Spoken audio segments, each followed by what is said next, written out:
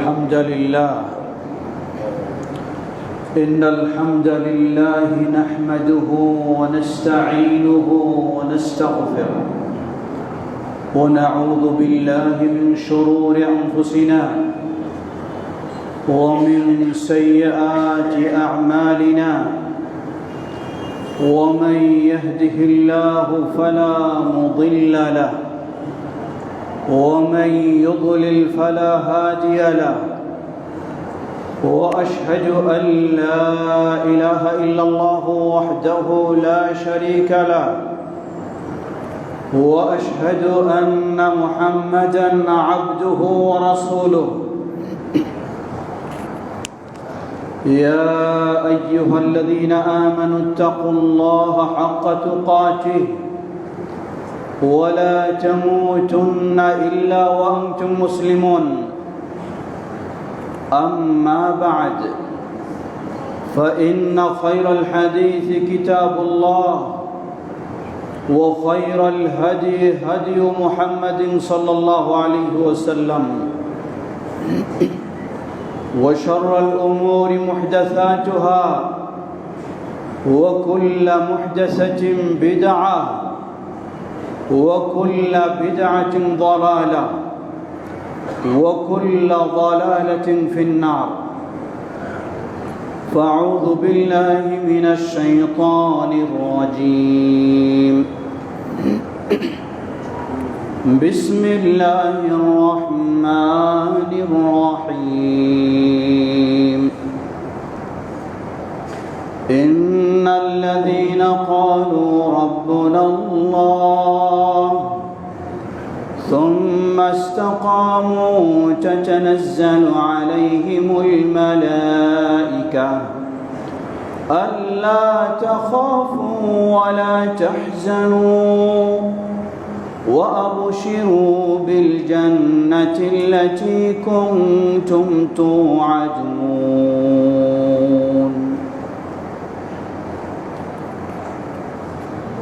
الحمد لله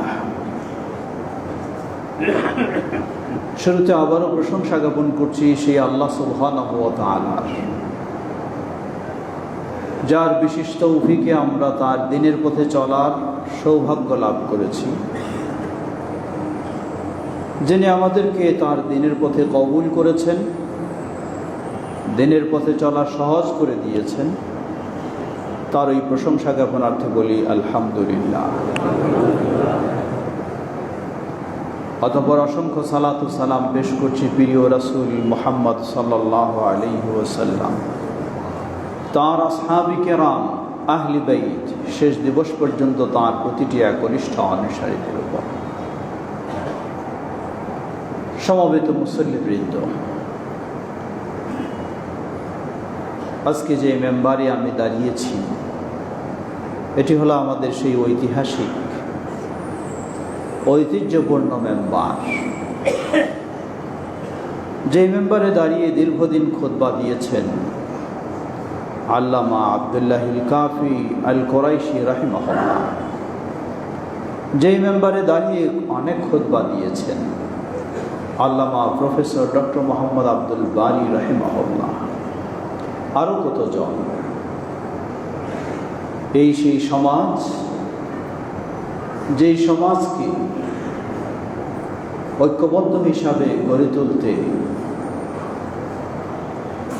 সক্রিয় ভূমিকা রেখেছিলেন আল্লামা আব্দুল্লাহিল কাফি আল কুরাইশি রাহিমাহুল্লাহ, আল্লামা প্রফেসর ডক্টর মোহাম্মদ আব্দুল বারী রাহিমাহুল্লাহ। আজকে সেই সমাজের সেই কেন্দ্রীয় মসজিদের মেম্বারে দাঁড়িয়ে আপনাদের সামনে জুমার খুতবা দেওয়ার যিনি সুযোগ করে দিয়েছেন সেই আল্লাহর প্রশংসা জ্ঞাপনে আবারও বলছি আলহামদুলিল্লাহ। ঢাকা থেকে সাথে এসেছেন আমাদের অত্যন্ত প্রিয় ভাই আল্লামা প্রফেসর ডক্টর মোহাম্মদ আব্দুল বারী রাহিমাহুল্লাহর বড় ছেলে জনাব মহিবুল্লাহিল বাকি সেলিম সাহেব, হয়তো সালাতের পরে সংক্ষিপ্ত ওনারও কথা আমরা শুনবো ইনশাআল্লাহ। উপস্থিত রয়েছেন সম্মানিত শ্রদ্ধাভাজন আমাদের মুরব্বী আলহাজ নাজমুল সাকিব সাহেব, আলহাজ শুকুর মাহমুদ সাহেব, সমবেত মুসল্লিবৃন্দ, প্রিয় বল্লাবাসী, আল্লাহ সুবহানাহু ওয়া তাআলা আপনাদেরকে আরও দিনের পথে, তাওহীদ ও সুন্নাহর পথে ঐক্যবদ্ধ হয়ে চলার তৌফিক দান করুন। আমাদের এই সমাজকে আল্লাহ দিনের পথে কবুল করে নেন। সমবেত মুসল্লিবৃন্দ, জুমার খুতবা সীমাবদ্ধ সময় ইচ্ছামতো দীর্ঘ করার সুযোগ নেই, তাই সংক্ষিপ্ত সময়ের মাঝে কোরআন এবং সুন্নাহ থেকে সামান্য কিছু কথা আলোকপাত করতে চাই। আজকে আমরা রাত দিন আল্লাহর খুশি করার জন্য সালাত আদায় করি, ইসলামের অন্যান্য ইবাদত পালন করি। সবগুলির পিছনে আমাদের একটি টার্গেট, যা আল্লাহ খুশি হবেন এবং আল্লাহ আমাদেরকে তার শান্তির স্থান জান্নাতে স্থান দান করবেন। আল্লাহ আমাদের জন্য কবুল করে নিন। আল্লাহ আমাদের সে তৌফিক দান করুন, জান্নাতের পথে যেন আমরা অবিচল থাকতে পারি, জান্নাত নিশ্চিত করে নিতে পারি। আল্লাহ আমাদের সে তৌফিক দান করুন। সমবেত মুসল্লিবৃন্দ, পর্দার আড়ালের মা ও বোনেরা, একাধিক হাদিসে এসেছে, সহিহ বুখারী, মুসলিম সহ বিভিন্ন হাদিসে কম বেশি বিভিন্নভাবে বর্ণনা।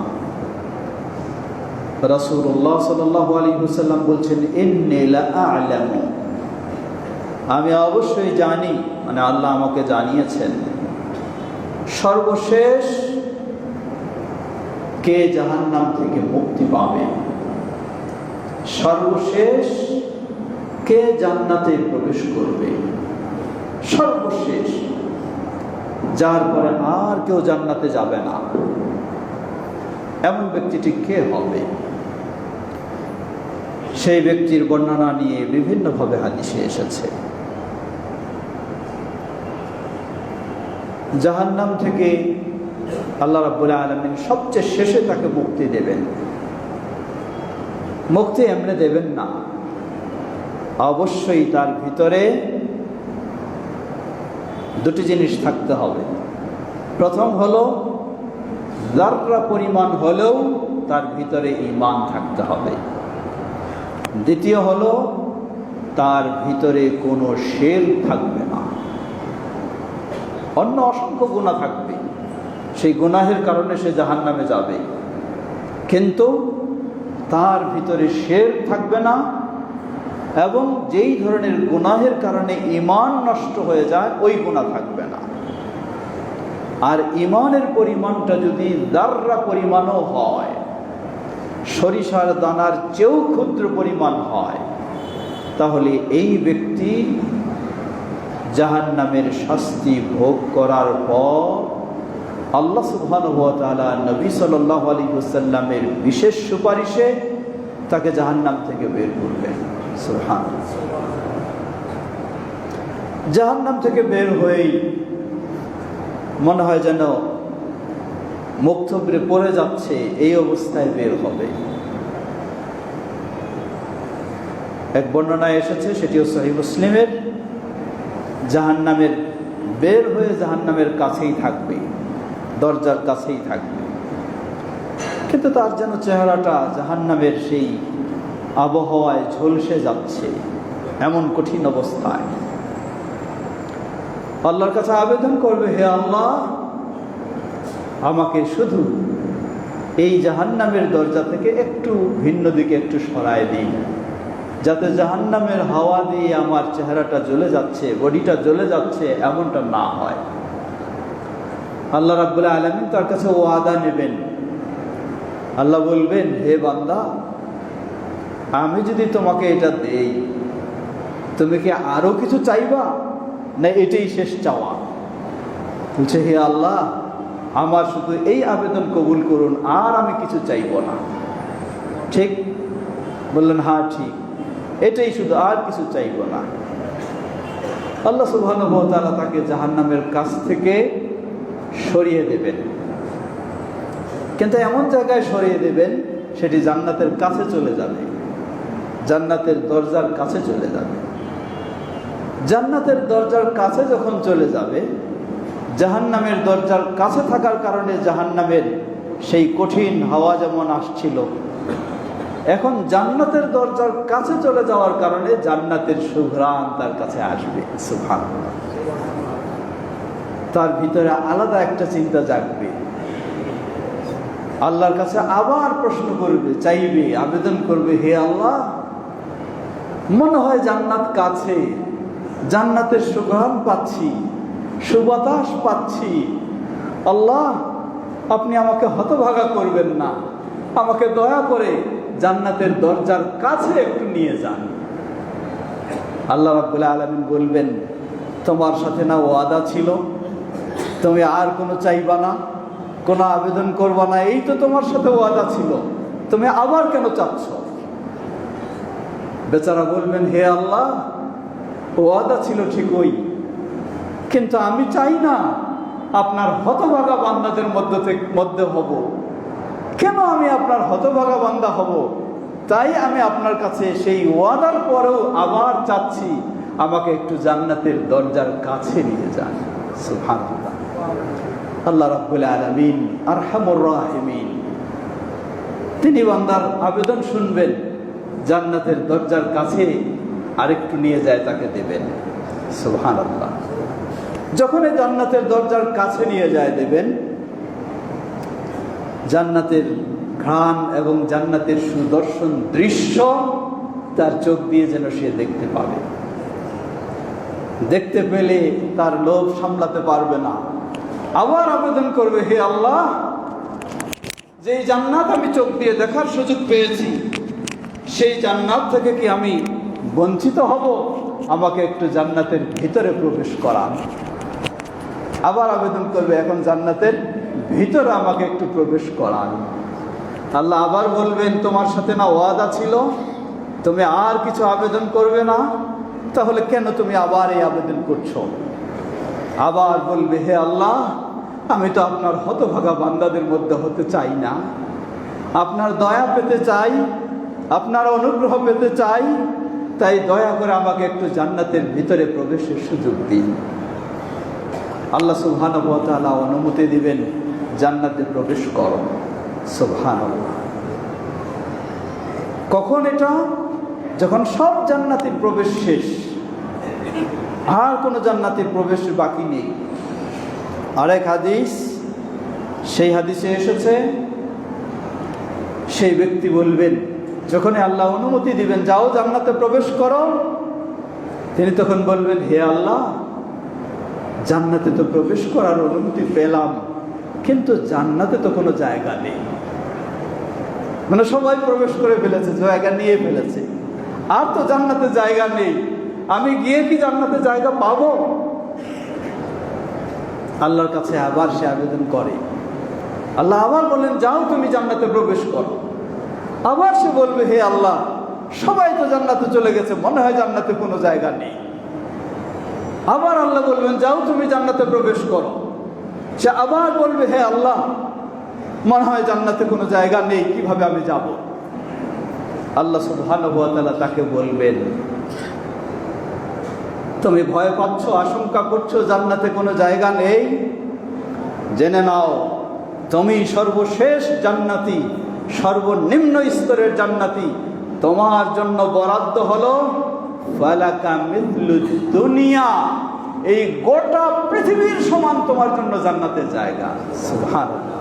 শুধু এটুকু নয়, ওয়া আশারাতু আমসালিহা, এই গোটা পৃথিবীর সমান শুধু নয়, গোটা পৃথিবীর 10 গুণ তোমাকে জান্নাতে জায়গা দেওয়া হলো। সুবহানাল্লাহ। আল্লাহু আকবার, আল্লাহু আকবার। তার আবেদন শুনে আল্লাহ সুবহানাহু ওয়া তাআলা হাসবেন। আল্লাহ কেমন হাসবেন? নবী সাল্লাল্লাহু আলাইহি ওয়াসাল্লাম সেই কথা বর্ণনা করতে গিয়ে তিনিও হাসি ফেলেছেন, দাঁত বের হয়ে গেছে। সুবহানাল্লাহ। প্রিয় ভাইরা আমার, লক্ষ্য করুন, এটা যদি সর্বনিম্ন জান্নাতের অবস্থা হয়, এই বল্লার সমান যদি আপনাকে জায়গা দেওয়া হয়, বল্লা গ্রামের সমান, এই গ্রামের যত জায়গা জমি ঘর বাড়ি সবগুলির সমান আপনি মালিক, তাহলেই তো আপনি বলবেন আর কিছু লাগবে না। কোথায় বললা? টাঙ্গাইল জেলাও নয়, গোটা বাংলাদেশেও নয়, গোটা পৃথিবীর সমান। সুবহানাল্লাহ, সুবহানাল্লাহ।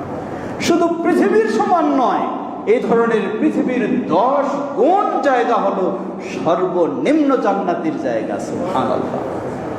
অন্য আরেক বর্ণনায় এসেছে, সেখানে আল্লাহ সুবহানাহু ওয়া তাআলা আবার বললেন যে শুধু এই 10 গুণ নয়, বরং তোমার জন্য ওয়ালাকা মা তাশতাহি নাফসু, এই 10 গুণ শুধু নয়, পৃথিবীর 10 গুণের চেয়েও যদি আরো তোমার মন কিছু চায়, সেই পরিমাণে তোমার জন্য জান্নাতে প্রস্তুত রয়েছে। সুবহানাল্লাহ। প্রিয় ভাই, আজকে আমরা দুনিয়ার সামান্য কিছু পেয়ে আমরা অস্থির হয়ে যাই। এটার জন্য কত মারামারি, কত কাটাকাটি, ঈমানের কথা ভুলে যাই, ইসলামের কথা ভুলে যাই, আল্লাহর কথা ভুলে যাই, আখিরাতের কথা ভুলে যাই। মনে করি যেন দুনিয়াটাই হয়ে গেছে আমাদের সব, এমন পর্যায়ে চলে যাই। কিন্তু এই দুনিয়া থেকে যে আমাকে হারিয়ে যেতে হবে, এই চিন্তাটি যেন আমাদের ভুলে যাই আমরা। আসুন একটু আমরা ভাবার চেষ্টা করি, যেই জান্নাত, সর্বশেষ নিম্ন স্তরের জান্নাতের অবস্থা যদি এই হয়, এর চেয়ে কি ভালো জান্নাত আপনি পেতে পারেন না? এর চেয়ে কি আপনার জন্য আরো ভালো জায়গা হতে পারে না? দুনিয়ার জীবনে কি তা আপনি নিশ্চিত হতে পারবেন? জবাব হ্যাঁ, দুনিয়ার জীবনে আপনি নিশ্চিত হতে পারবেন যে আপনি জান্নাতি। কিভাবে সেটি? আল্লাহ সুবহানাহু ওয়া তাআলা সূরা ফুসসিলাতে তাও বর্ণনা দিয়েছেন। আল্লাহ রাব্বুল আলামিন বলেন, ইন্নাল্লাযীনা ক্বালু রাব্বুনাল্লাহ সুম্মা ইসতাকামু তাতানাজ্জালু আলাইহিমুল মালায়েকা আল্লা তাখাফু ওয়া লা তাহজানু وأبشروا بالجنة التي كنتم توعدون نحن أولياؤكم في الحياة الدنيا ولكم في الآخرة ولكم فيها ما تشتهي أنفسكم ولكم فيها ما تدعون نزلا من غفور رحيم। সুবহানাল্লাহ। আল্লাহ কি বললেন? আল্লাহ বলছেন, ইন্নাল্লাযীনা ক্বালু রাব্বুনাল্লাহ, ওই ব্যক্তি, হতে পারে তার ক্ষমতা নেই, তার সম্পদ নেই, তার তেমন শিক্ষা ও ডিগ্রিও নেই, তার তেমন ভালো অবস্থানও নেই, সাধারণ মানুষ, কিন্তু বলে রাব্বুনাল্লাহ, আমাদের রব হলেন আল্লাহ। আল্লাহর প্রতি এই বিশ্বাস, আল্লাহর প্রতি এই ঈমান, আল্লাহর প্রতি এই আস্থা, আল্লাহর প্রতি এই ভরসা সব ক্ষেত্রেই একমাত্র তাওহীদের উপরে প্রতিষ্ঠিত থাকে, একত্ববাদের উপরে। এর মানে তাওহীদের উপরে প্রতিষ্ঠিত থাকা মানেই হলো সকল প্রকার শিরক থেকে মুক্ত থাকবে। এটাই হলো আজকে আহলুল হাদিসদের দাওয়াত, আহলুল হাদিসদের আহ্বান। এটি পীর মুরিদের আহ্বান নয়, মাজারপন্থীর আহ্বান নয়, কবর পূজারীর আহ্বান নয়, তরিকাপন্থীর আহ্বান নয়। আহলুল হাদিসের আহ্বান হলো সর্বমুহূর্তেই আপনাকে স্বীকৃতি দিতে হবে রব হলেন আল্লাহ সুবহানাহু ওয়া তাআলা। আমার জীবনটাকে পরিচালনা করব সেই আল্লাহর বিধান অনুযায়ী, সেই আল্লাহর তাওহীদের পথে, সকল প্রকার শিরক মুক্ত হয়ে। শুধু একদিন দুদিন নয়, বক্তব্য শুনলেন, খুব ভালো লাগলো, মনে খুব উৎসাহ জাগলো, খুব ভালো হয়ে গেলেন, 3 দিন পরে দেখা যায় নামাজও নেই, দিনও নেই, কিছুই নেই, নোংরামি, টিভি নিয়ে ব্যস্ত হয়ে আছেন। আল্লাহ বললেন সুম্মাস্তাকামু, এই তাওহীদ জেনেছে, তাওহীদের উপর প্রতিষ্ঠিত হয়েছে, সুম্মাস্তাকামু, জীবনের শেষ মুহূর্ত পর্যন্ত আল্লাহর ওই দিনের উপরে, ঈমানের উপরে, তাওহীদের উপরে অবিচল থাকবে। সুবহানাল্লাহ। মুমূর্ষু অবস্থায় পৌঁছে যাবে, মৃত্যু মুহূর্তে উপস্থিত হয়ে যাবে। তাতানাজ্জালু আলাইহিমুল মালাইকা, গোটা জীবনটাই যখন আপনি সঠিক আহলুল হাদিস হতে পারবেন, তাওহীদের উপরে থাকতে পারবেন, শিরক থেকে মুক্ত হতে পারবেন, সুন্নাহর উপরে থাকতে পারবেন, বেদাত থেকে মুক্ত হতে পারবেন, অন্যায় অশ্লীলতা ও বিচার থেকে মুক্ত থাকতে পারবেন। এই অবস্থায় যদি মৃত্যু মুহূর্তে পৌঁছে যান, হতে পারে আপনার কোনো ক্ষমতা নেই, আপনার কোনো পদ নেই, আপনার কোনো সম্পদ নেই, আপনার কোনো বড় ডিগ্রি নেই, আপনার কোনো বড় অনুসারী নেই। আল্লাহ সুবহানাহু ওয়া তাআলা বলেন তাতানাজ্জালু আলাইহিমুল মালাইকা আল্লা তাখাফু ওয়া লা তাহজানু, এই মুমূর্ষু অবস্থায় আপনার কাছে আল্লাহর ফেরেশতার দল উপস্থিত হয়ে যাবে। বলেন সুবহানাল্লাহ। ফেরেশতারা এসে বলবে আল্লা তাখাফু, গোটা জীবন তুমি তাওহীদের উপরে ছিলে, গোটা জীবন তুমি শিরক মুক্ত ছিলে, গোটা জীবন তুমি ইসলামের উপরে ছিলে। আল্লাহ তাখাফু, আমরা তোমাকে সাহস দিচ্ছি, তোমরা কোনো ভয় পেও না। ওয়ালা তাহজানু, কোনো দুশ্চিন্তা করো না। ওয়া আবশিরু বিল জান্নাহ, আর সুসংবাদ নিয়ে নাও, দুনিয়ার জীবনে এই সুসংবাদ তোমাদের জন্য জান্নাত অপেক্ষা করছে। সুবহানাল্লাহ, আল্লাহু আকবার। দুনিয়ার জীবনে সুসংবাদ নিয়ে নাও, তোমাদের জন্য জান্নাত অপেক্ষা করছে। সুবহানাল্লাহ। ওয়া আবশিরু বিল জান্নাতি, যেই জান্নাতের প্রতিশ্রুতি দেওয়া হয়েছে ওই জান্নাত তোমাদের জন্য অপেক্ষা করছে। সুবহানাল্লাহ। আরো বলবেন নাহনু আউলিয়াউকুম ফি হায়াতিদ দুনিয়া, জেনে রাখো আমরা তোমাদের দুনিয়ার জীবনে বন্ধু হিসাবে ছিলাম, আমরা তোমাদেরকে ছেড়ে চলে যাচ্ছি না। ওয়ালাকুম ফিল আখিরাহ, মৃত্যুর পরেও তোমাদের জন্য আমরা আল্লাহর ফেরেশতারা বন্ধু হিসাবে সব সময় সাথে রয়েছি। সুবহানাল্লাহ। ওয়ালাকুম ফিহা মা তাশতাহি আনফুসুকুম, জান্নাত তো রয়েছে, দুনিয়ায় বহু কিছু পেলেও মন যা চায় তা পাওয়া যায় না, কিন্তু জান্নাত হলো এমন মা তাশতাহি আনফুসুকুম, তোমাদের মন যা চাইবে জান্নাতে তোমরা তাই পেয়ে যাবে। সুবহানাল্লাহ। ওয়ালাকুম ফিহা মা তাদউন, জান্নাতে তোমরা যা আবেদন করবে, যা দাবি করবে, তাই সব কিছু পেয়ে যাবে। কেমনে? নুজুলাম মিন গফুরির রহিম, কারণ এই জান্নাতের মেহমানদারি দুনিয়ার কারো পক্ষ থেকে নয়, মিন গফুরির রহিম, সেই ক্ষমাশীল আল্লাহ। প্রিয় ভাইরা আমার, একটু ভাবার চেষ্টা করুন, দুনিয়ার ক্ষমতা নিয়ে, দুনিয়ার পদ নিয়ে, দুনিয়ার সম্পদ নিয়ে, দুনিয়ার আর কত কিছু নিয়ে একটু কি ভেবেছি গোটা দুনিয়াটাও যদি আমাকে দিয়ে দেওয়া হয় আমি কতদিন ভোগ করব? এই দুনিয়ার সব কিছু ছেড়ে আমাকে চলে যেতে হবে। কিন্তু আমি যে অবস্থায় থাকি না কেন, যদি আমি আল্লাহর তাওহীদের উপরে থাকতে পারি, আমি যদি শিরক মুক্ত থাকতে পারি, আমি যদি আল্লাহর সন্তুষ্টির পথে চলতে পারি, এটার উপরেই যদি সারা জীবন আমি অবিচল থাকতে পারি, সুবহানাল্লাহ, ওই সর্বনিম্ন জান্নাতি যে জান্নাত পাবে, স্থান পাবে দুনিয়ার 10 দুনিয়ার সমান, ওই ব্যক্তির সাথে তুলনা নয়, তার চেয়েও আপনার স্থান হবে আরো উন্নত। বলুন সুবহানাল্লাহ।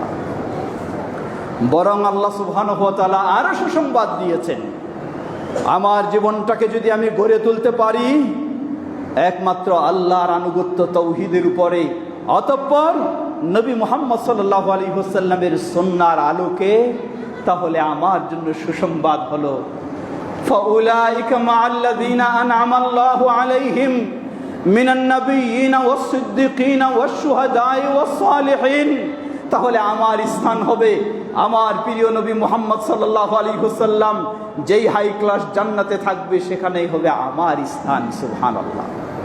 সিদ্দিকগণ, শহীদগণ, সালেহগণ যেখানে স্থান পাবে সেখানে আমার স্থান হবে, যদি আমি আমার জীবনটাকে গড়ে তুলতে পারি তাওহীদের উপরে শিরক মুক্ত হয়ে, সুন্নাহর উপরে বিদআ মুক্ত হয়ে।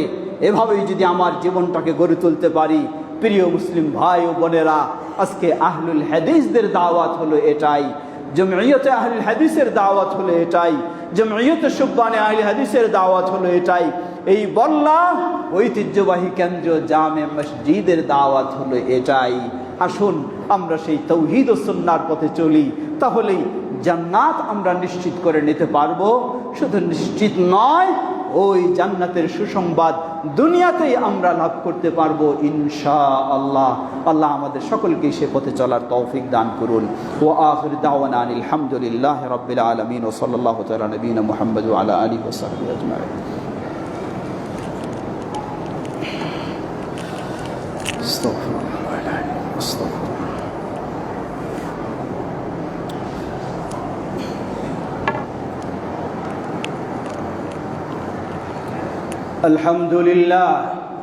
আলহামদুলিল্লাহ রাব্বিল আলামিন والصلاة والسلام على عبد الله ورسوله نبينا محمد وعلى آله وصحبه أجمعين أما بعد।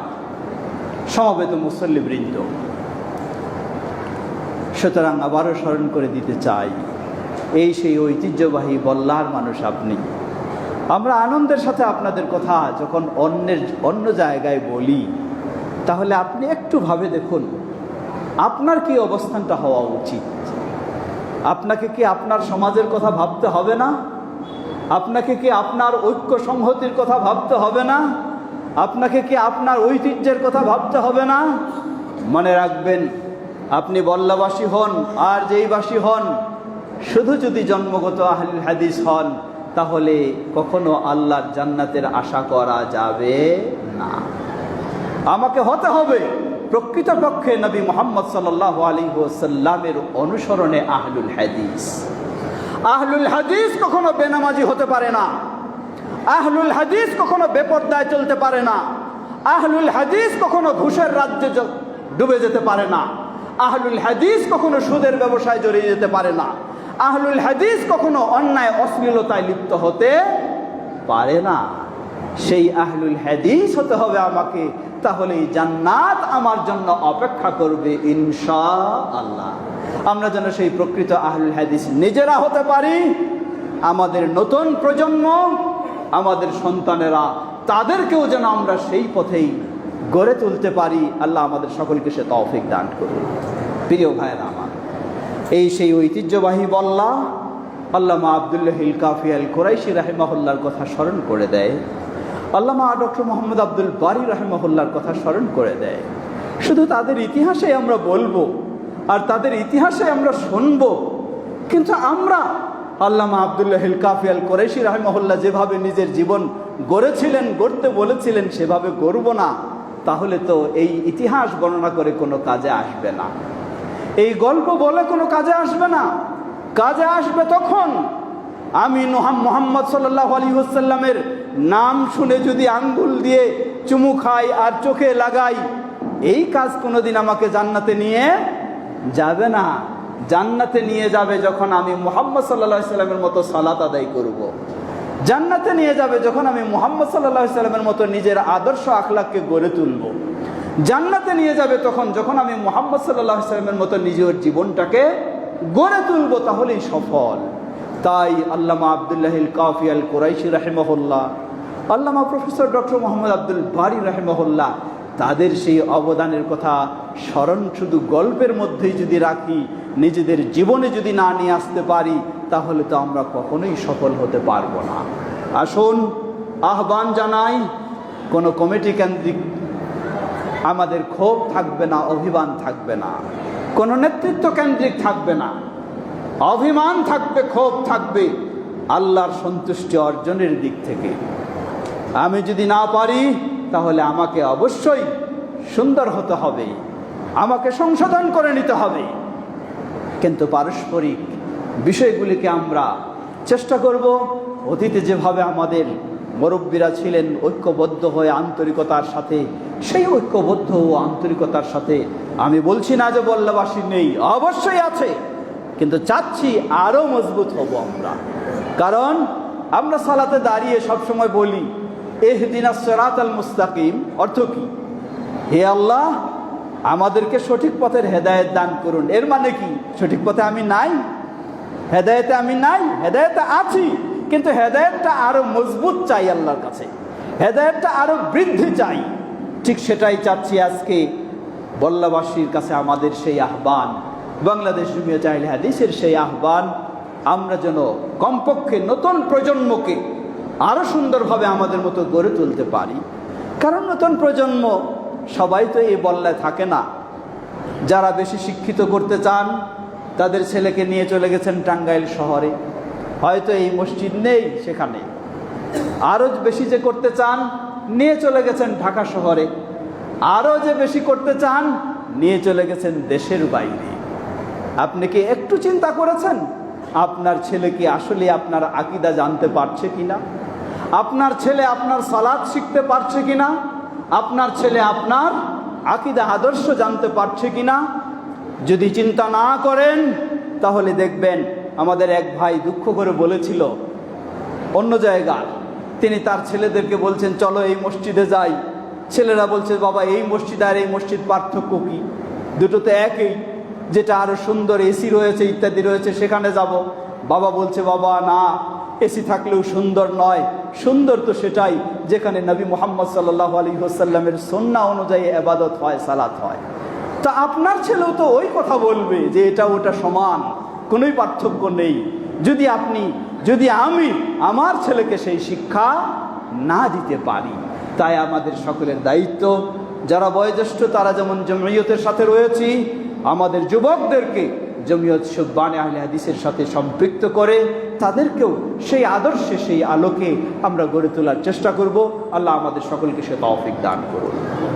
সমবেত মুসল্লিবৃন্দ, এর আগেও আপনাদের কাছে বলা হয়েছে, আজকেও আমি স্মরণ করে দিচ্ছি, বাংলাদেশ জমিয়ত আহলে হাদিস আলহামদুলিল্লাহ বহুমুখী কার্যক্রম হাতে নিয়েছে। যেমন একদিকে আল্লামা ডক্টর মোহাম্মদ আব্দুল বারী রাহিমাহুল্লাহর সেই স্বপ্ন, international Islami university of science and technology সেই বাইপাইলে, ঠিক সেখানে আরও বহু শিক্ষা প্রতিষ্ঠান, অনুরূপভাবে মাদ্রাসা, বাংলাদেশ আহলে হাদিস তালিমি বোর্ড এবং আরও বিভিন্ন রকমের কর্মসূচি প্রকল্প দিনের পর দিন বাড়ছে। সেগুলির জন্য প্রয়োজন আর্থিক সহায়তা। এজন্য জমিয়ত আহলে হাদিস একটি প্রকল্প হাতে নিয়েছে, সেটি হলো জমিয়ত কল্যাণ ফান্ড। যাতে আমরা এই কল্যাণ ফান্ড সবার পক্ষে যদি বলি যে 1 লক্ষ করে টাকা দিতে হবে, এটি সম্ভব নয়। কিন্তু যদি বলি যে সবাইকে এই দিনই কাজ করার জন্য মাত্র 100 করে টাকা দিতে হবে, তাহলে এটি কারো জন্যই হয়তো কঠিন হবে না, সবারই জন্য সহজ হবে। তাই সেই প্রকল্পে আমরা সবাই অংশগ্রহণ করব ইনশাআল্লাহ। এখানে ইমাম সাহেবের কাছে ফর্ম দেওয়া রয়েছে, ইমাম সাহেব আপনাদের মাঝে বিতরণ করবেন। আমরা আরেকদিন সময় করে একাধিকজন আসব, সেগুলি সংগ্রহ করব।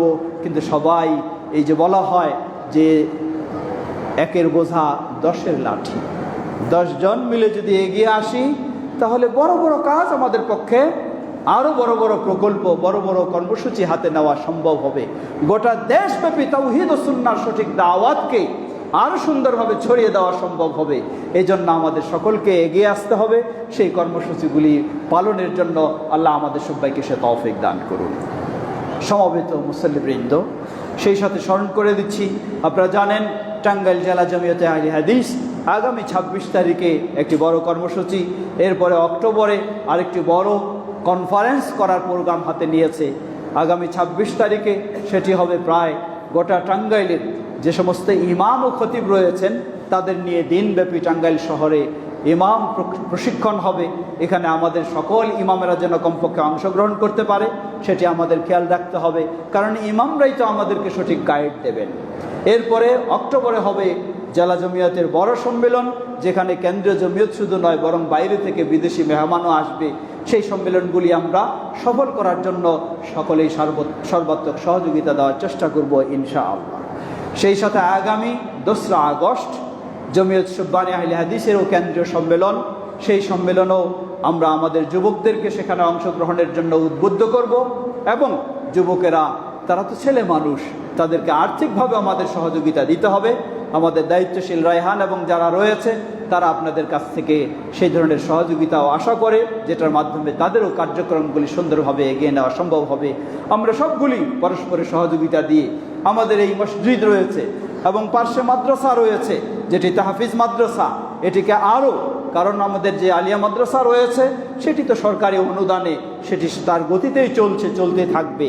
কিন্তু আমাদের যেটি আরেকটি আহলুল হাদিস আলেম তৈরি করার জন্য যেই মাদ্রাসা তৈরি করা হয়েছে সেটি হলো বল্লা তাহফিজুল কোরআন ও ইসলামিয়া মাদ্রাসা।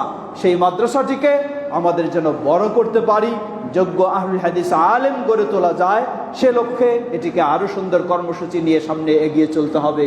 সর্বোপরি আমরা যেন সবাই আন্তরিকতার সাথে পরস্পরে সহযোগিতা দিয়ে সামনের দিকে এগিয়ে যেতে পারি, সেই চিন্তায় আমরা রাখবো। আল্লাহ আমাদের সকলকে সে তৌফিক দান করুন। সমবেত মুসল্লিবৃন্দ, আজকেও শেষের দিকে স্মরণ করে দিই, এখন দেখছি আমরা জায়গা নেই, বাইরে দাঁড়িয়ে আছেন অনেকজন, কিন্তু এই মুসল্লিদের কি জায়গা? এই মুসল্লিদেরকে কি আসা দরকার ছিল না যখন খুতবা শুরু হয়? আগেও একদিন আমি স্মরণ করে দিয়েছি, সবাইকে স্মরণ করে দিতে চাই। আজকে জুমার দিন, এটি এমন একটি মর্যাদাপূর্ণ দিন। মুসলিমদের জন্য এই জুমার দিন হলো ঈদের দিন, সাপ্তাহিক ঈদের দিন। সুতরাং এই সাপ্তাহিক ঈদের দিন আল্লাহর সন্তুষ্টি অর্জনের জন্য আমাদেরকে একটি বিশেষ প্রস্তুতি নেওয়া দরকার। খুতবা শুরু হওয়ার আগেই যদি আমি মসজিদে উপস্থিত হতে পারি, যেখানেই জায়গা পাবো 2 রাকাত সালাত আদায় করে আমি যদি বসতে পারি, অতঃপর মনোযোগ সহকারে খুতবা শুনতে পারি, ইমামের সাথে 2 রাকাত সালাত আদায় করতে পারি, তাহলে রাসূলুল্লাহ সাল্লাল্লাহু আলাইহি সাল্লাম বলেন কয়েকটি আরও শর্ত রয়েছে। নিজের বাড়িতে সুন্দরভাবে গোসল করে, আতর সুগন্ধি ব্যবহার করে, সুন্দর সাধ্য অনুযায়ী পোশাক পরিধান করে মসজিদে এসে আগে এমনি বসে যাব না, যেখানেই জায়গা পাবো 2 রাকাত সালাত আদায় করে তারপরে বসবো, অতঃপর মনোযোগ সহকারে খুতবা শুনবো এবং ইমামের সাথে 2 রাকাত ফরজ সালাত আদায় করব। নবী সাল্লাল্লাহু আলাইহি ওয়াসাল্লাম অনেকগুলি মর্যাদা বর্ণনা করেছেন। এক হলো, গত জুমায় যদি আপনি এভাবে এসেছেন, আবার যদি এই জুমায় এসে থাকেন, তাহলে ওই জুমা থেকে এই জুমা পর্যন্ত 7 দিন এবং অতিরিক্ত আরও 3 দিন, 10 দিনের গুনাহগুলিকে আল্লাহ ক্ষমা করে দেন। শুধু এটুকুই নয়, আপনি কষ্ট করে আপনার বাড়ি থেকে গোসল করে, ওযু করে, সুন্দর কাপড় পরে বের হয়েছেন। নবী সাল্লাল্লাহু আলাইহি সাল্লাম বলেন, এই হাদিসও সহিহ, আপনার বাড়ি থেকে যত পা ফেলে মসজিদে আসবেন, প্রতিটি কদমের বিনিময়ে 1 বছরের নফল সালাতের সওয়াব, 1 বছরের নফল সিয়ামের সওয়াব দান করবেন আল্লাহ। সুবহানাল্লাহ, প্রতিটি কদমের বিনিময়ে। কিন্তু শর্ত তা হলো খুতবা শুরু হয়ে গেলে তখন প্রবেশ করলে ওই মর্যাদা আপনি পাবেন না। রাসূলুল্লাহ সাল্লাল্লাহু আলাইহি সাল্লাম আরও বলেছেন, প্রতিটি পা ফেলে যখন আসবেন আপনি, প্রতি পায়ের বিনিময়ে 1টি করে মর্যাদা গুনাহ সওয়াব দান করা হবে, প্রতিটি পায়ের বিনিময়ে 1টি করে গুনাহ মাফ করে দেওয়া হবে, প্রতিটি কদমের বিনিময়ে 1টি করে মর্যাদা বৃদ্ধি করে দেওয়া হবে। সুবহানাল্লাহ, সেটাও হলো খুতবা শুরু হওয়ার আগে আপনাকে মসজিদে আসতে হবে। আরও বলেছেন নবী সাল্লাল্লাহু আলাইহি ওয়াসাল্লাম বলেন, মসজিদের গেটে আল্লাহর বিশেষ ফেরেশতাগণ তাদের রেজিস্টার নিয়ে বসে থাকেন। কে আসতেছে আর তাদের নাম ফেরেশতারা তাদের রেজিস্টারে তালিকাভুক্ত করছেন। কতক্ষণ? যতক্ষণ না মেম্বারে ইমাম সাহেব দাঁড়িয়ে যান। এই ইমাম সাহেব মেম্বারে দাঁড়ানোর আগ পর্যন্ত যারাই আসে তাদের এই নামটি সেই ফেরেশতাদের রেজিস্টারে লিপিবদ্ধ হয়েছে। সুবহানাল্লাহ, যখন এই ইমাম দাঁড়িয়ে যায়, ফেরেশতারাও তাদের রেজিস্টার গুটিয়ে তারাও খুতবা শোনার জন্য বসে যায়। আর পরে যারা আসবে, যতই আপনি বলেন আমি ব্যস্ত ছিলাম, এই ছিলাম, সেই ছিলাম, অথবা সমাজের আমি বড় মোড়ল, বড় মুরব্বী, অথবা আমি বড় সম্পদশালী, যেই হন না কেন, আপনার নাম কোনোদিন ওই ফেরেশতাদের রেজিস্টারে যাবে না। সেখানে কাউকে ফোন করে ওই রেজিস্টারে নাম ঢোকানো যাবে না, কারণ আপনি বিলম্ব করেছেন। প্রিয় ভাইরা, মনে রাখবেন, আমাকে সুস্থ রেখেছেন তো আল্লাহ, চলার সুযোগ দিয়েছেন আল্লাহ, দোকানে বসারও সুযোগ দিয়েছেন আল্লাহ, ক্ষেত খামারে কাজ করারও সুযোগ দিয়েছেন আল্লাহ। ওই আল্লাহ যদি আমাকে সুযোগ না দিতেন, আমি বিছানায় পড়ে থাকতাম, দোকান যেতে পারতাম না, ক্ষেত খামারেও যেতে পারতাম না, অফিসেও যেতে পারতাম না, বাজারেও যেতে পারতাম না। তাহলে আল্লাহর শুকরিয়া আদায় করুন, আল্লাহ আপনাকে সুস্থ রেখে সব করার সুযোগ করে দিয়েছেন। অতএব আল্লাহর ডাক এসেছে, সব ফেলে দিয়ে মসজিদে আসুন, সালাত শেষ আবার চলে যান আপনার কাজে, আপনার পেশায়, আপনার রুজি রোজগারে, কোনো অসুবিধা নেই। আল্লাহ আমাদের সবাইকে সেভাবেই আমাদের জীবনটাকে গড়ে তোলার তৌফিক দান করুন। আমরা নিজেরা চলবো এবং আমাদের সন্তানেরা নিজেরাও জান্নাতে যাব, আমাদের সন্তানদেরকেও জান্নাতে নিয়ে যাব ইনশাআল্লাহ। তাহলে আমাকেও নামাজি হতে হবে, সন্তানকেও নামাজি বানাতে হবে। আমি অনেক সুন্দর নামাজি, সন্তান বেনামাজি, তাহলে তো আশা করতে পারি না যে আমি জান্নাতি আর সন্তান জান্নাতি হবে, এটি আশা করতে পারি না। আশা তখন করতে পারবো যখন আমি নামাজি হব, আমার সন্তানকেও নামাজি বানাবো।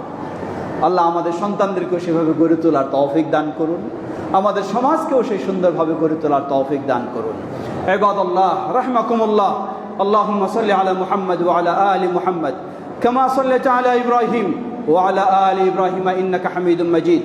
اللهم بارك على محمد وعلى آل محمد كما باركت على إبراهيم وعلى آل إبراهيم إنك حميد مجيد. اللهم ارض عن الخلفاء الراشدين وعن سائر أصحاب نبيك الكريم. اللهم أعز الإسلام والمسلمين واخذل الكفرة والمشركين ودمر ديارهم. হে আল্লাহ, আমাদের দেশ ও পৃথিবীর সর্বত্র ইসলাম ও মুসলিমদেরকে সমুন্নত করুন। বিশেষ করে সর্বত্র নির্যাতিত মাজলুম মুসলিমদেরকে আল্লাহ হেফাজত করুন। সেই ফিলিস্তিনের নির্যাতিত মুসলিমদেরকে আল্লাহ হেফাজত করুন।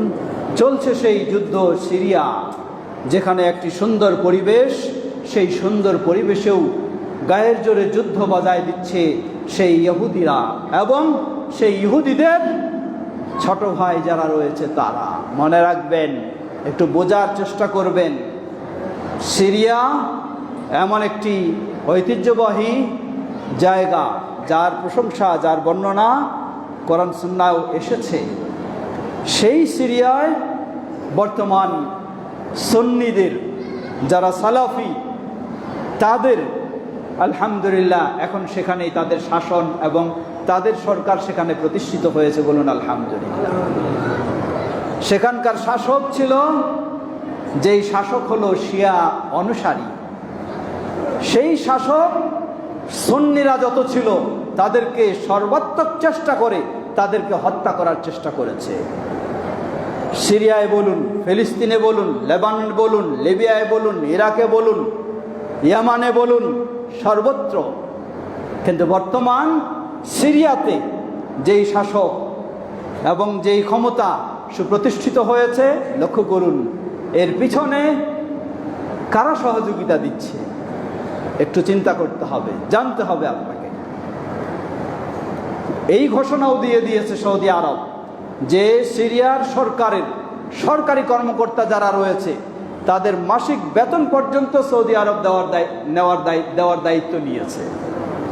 এতটুকু শুধু নয়, সিরিয়া দীর্ঘদিন যাবৎ বহু ঋণগ্রস্ত, সকল ঋণ পরিশোধের এককভাবে দায়িত্ব নিয়েছে সৌদি আরব। সেই এই বর্তমান, তাহলে একটু ভাবে দেখুন, আগে যেই শাসক ছিল সেই শাসক যে সুন্নিদেরকে হত্যা করত, তার পিছনে আর্থিক অস্ত্র শস্ত্র সব কিছুর সহযোগিতা কে দিত? স্পষ্ট বিষয়, দিত সেই ইরান, সুন্নিদেরকে হত্যা করার জন্য। আর সুন্নিদেরকে প্রতিষ্ঠিত করার জন্য সহযোগিতা দিচ্ছে সৌদি আরব। আমাদের সমাজে সবসময় খালি ভুল ধারণা ছড়ানো হয়। মানুষ সৌদি আরবে যারা রয়েছে তারা ফেরেশতা নয়, তারা মানুষ, ভুল হবে। কিন্তু লক্ষ্য রাখবেন, গোটা বিশ্বে তাওহীদ ও সুন্নাহর দাওয়ার পিছনে যারা অবদান রাখে তারাই একমাত্র সৌদি আরব। আর গোটা বিশ্বে সুন্নিদেরকে হত্যা করার, ধ্বংস করার পিছনে যারা অবদান রাখে তারাই হচ্ছে সেই শিয়া ইরানিরা। সুতরাং সর্বত্রই তাওহীদ ও সুন্নাহর অনুসারীদেরকে আল্লাহ সুপ্রতিষ্ঠিত রাখুন। তাওহীদ ও সুন্নাহর অনুসারীদেরকে আল্লাহ সুপ্রতিষ্ঠিত রাখুন, বলুন আল্লাহুম্মা আমিন। এবং যারা সুন্নাহ বিরোধী, আল্লাহ তাদেরকে হয় ইসলামের পথে হেদায়েত দান করুন, নয় তাদের ষড়যন্ত্রে আল্লাহ তাদেরকে ধ্বংস করে দিন। সমবেত মুসল্লিবৃন্দ, আমাদের মাঝে উপস্থিত অনুপস্থিত অনেকে অসুস্থ রয়েছেন, উপস্থিত রয়েছেন আমাদের মুরব্বীগণ যারা রয়েছেন, এবং আরও অনেকে অসুস্থ। আল্লাহ সকল অসুস্থদেরকে পরিপূর্ণ সুস্থতা দান করুন। আমার আব্বা দীর্ঘদিন যাবৎ বিছানায় কঠিনভাবে অসুস্থ, এই ধরনের সকল অসুস্থদেরকে আল্লাহ পরিপূর্ণ সুস্থতা দান করুন। যদি হায়াত না থাকে, বিদায় না হয়, কল্যাণকর হয়, তাহলে আল্লাহ তাদেরকে ঈমানের সাথে কবুল করে নিন। আর যারা বিপদগ্রস্ত, আল্লাহ তাদেরকে বিপদ থেকে মুক্তি দান করুন। আল্লাহ আমাদের এই দেশকেও সকল প্রকার বিপদ থেকে আল্লাহ হেফাজত করুন। এই দেশকেও শান্তির পথে চলার, কোরআন সুন্নাহর পথে চলার, অগ্রসর হওয়ার আল্লাহ তৌফিক দান করুন। আমাদের যারা প্রিয়জন বিদায় নিয়ে চলে গেছেন, এই বল্লা মসজিদ ইতিহাস ঐতিহ্য যারা রেখে গেছেন, তারা আজকে আমাদের মাঝে নেই। আল্লাহ তাদের ভুল ত্রুটি ক্ষমা করে তাদেরকে জান্নাতুল ফেরদাউস নসিব করুন। আমাদের অনেকেরই বাবা মা ভাই বোন যারা বিদায় নিয়ে চলে গেছেন, তাদের ভুল ত্রুটি ক্ষমা করে জান্নাতুল ফেরদাউস নসিব করুন। আমরা যেন গোটা জীবন তাওহীদ ও সুন্নাহর উপর অবিচল থেকে সঠিক দিনের উপরে চলতে পারি, আল্লাহ আমাদের তৌফিক দান করুন। আমাদের সন্তানদেরকে যেন ইসলামের আলোকে গড়ে তুলতে পারি, আল্লাহ সে তৌফিক আমাদেরকে দান করুন। আমাদের এই সুন্দর সমাজকে যেন আরো সুন্দর করতে পারি, আল্লাহ আমাদের সবাইকে সে তৌফিক দান করুন। সুবহানাকাল্লাহুম্মা ওয়া বিহামদিকা আশহাদু আল্লা ইলাহা ইল্লা আনতা আস্তাগফিরুকা ওয়া আতুবু ইলাইক। কাতার সোজা করে নিন।